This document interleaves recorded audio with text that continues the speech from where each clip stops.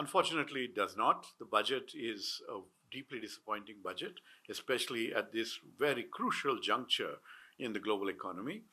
And what it revealed today is a government that has run out of ideas and empathy.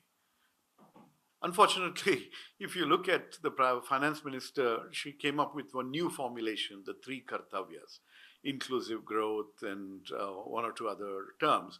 And essentially, none of them are going to be achieved with this budget.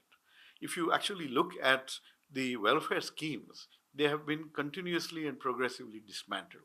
Even something like scholarships for scheduled castes, scheduled tribes, and OBCs have continuously been decreased. Now, beyond that, you saw that the Manrega itself was abolished. And if you look at the budget, it still looks like 90,000 crores or something like that.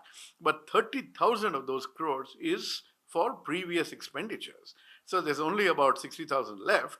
And out of that, the state governments will have to match, which they're not going to be able to.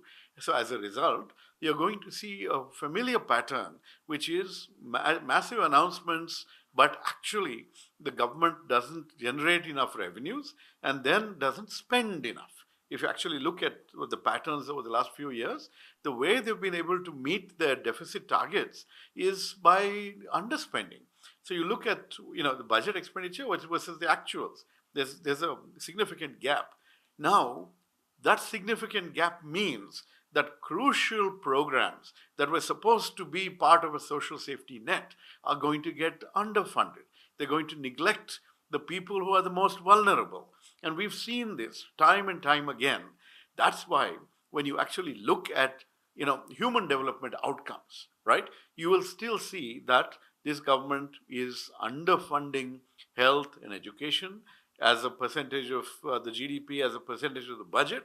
And in the process, children are still suffering from stunting and wasting.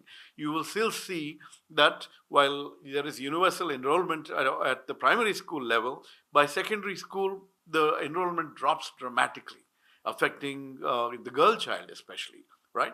If you look at health outcomes, more than half of India's women are anemic, which has a follow-on problem when it comes to childbirth and child rearing, etc., and other health outcomes. So fundamentally, what this government does is it makes announcements, underfunds these crucial programs that affect the poor, and the future is compromised. So any talk about inclusive growth, any talk about investment in youth, all of those are just talk.